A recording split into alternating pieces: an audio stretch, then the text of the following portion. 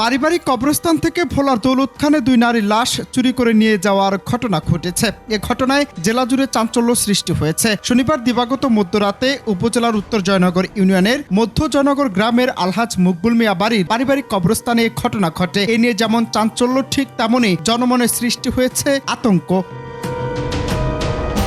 চুরি হওয়া লাশের মধ্যে একটি লাশ হলো ওই গ্রামের আনিসুল হকের স্ত্রী শাহানাজ বেগমের, অপরটি একই গ্রামের বেচু ব্যাপারীর মেয়ে হাজরা বেগমের। এদের মধ্যে শাহানাজ গত 1 বছর আগে এবং হাজরা বেগম গত 9 মাস আগে মারা গেছেন বলে জানা গেছে। স্থানীয়রা জানিয়েছেন, ফজরের নামাজ পড়ে তারা ওই পারিবারিক কবরস্থানের পাশ দিয়ে যাওয়ার সময় 5টি কবর খোঁড়া দেখতে পান। পরে কবরগুলো যাচাই করে দেখেন 2টি কবরের লাশ চুরি করে নিয়ে যাওয়া হয়েছে। আমি সকালবেলা মসজিদে থেকে নামাজ পড়িয়া এই কবর জায়ারত করতে আসছি। কবর জায়ারত শেষ হয়েছে। শেষ হওয়ার পরে এই পাশে দুই পাশে 2টা বাইল পরানো আছে। একটা বাইল লইছি ওই পাশে থেকে, আরেকটা বাইল এই পাশে তো লইছি মতি। দেখি কবরটার উপরে একটা কাগজ দেওয়া আছে, কাগজটা ফুটা, বেশ বড় ফুটা। তো টানা দিয়ে দেখলাম কবরটার নিচে গর্ত দিকে হিসাব করছি যে অনেক দিন হয়ে গেছে, মানে মাটি সরিয়ে গেছে। তো এটা দেখে যাই আমি বাড়ি যে আমার ভাতিজারে বললাম যে এর বোনের কবর, এরে বলছি যে 2-3 হাজি মাটি কবরটার উপরে দিয়ে থুস, কবরটা তো খাদা হইয়া গেছে।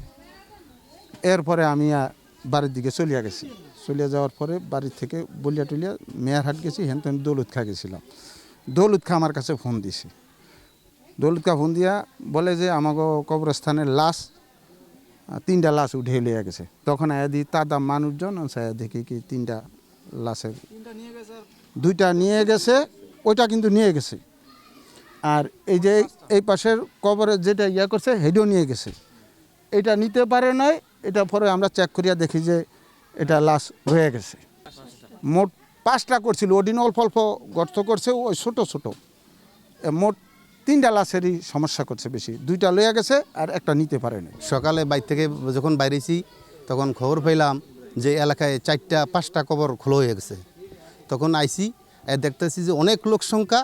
তারপরে দেখতেছি একটা কবরের লাশ দেখা যায়, আর 2টা নেওয়া দাগ দেওয়া যায়, আর একটা খোলা দেখা যায়।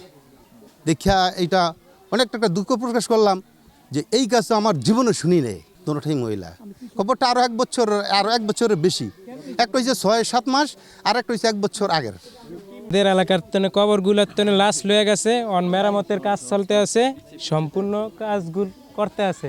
কবরের স্ত্রী মারা গেছে 1 বছর 2 মাস হবো, লিভার ক্যান্সারে মারা গেছে। আমরা বাড়ি ব্যাপার নিয়ে সবাই নিয়ে তারপরে দাফন করছি। এখানে 3টা কবর খোদা হয়েছে, 5টা কবর খোদা হয়েছে, 2টা কবরের লাশ নিয়ে গেছে